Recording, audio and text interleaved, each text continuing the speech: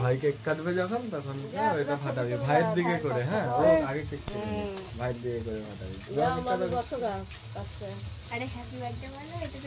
এখন না, যখন কাটবে তখন, যখন কাটবে তখন বলবো। শেষ। এমন ফু দিল মোমটাই ফেলে দিল। হ্যাপি বার্থডে বিট্টু ভাই, happy birthday to you, happy birthday to you, happy birthday to you ভাই, হ্যাপি বার্থডে টু ইউ।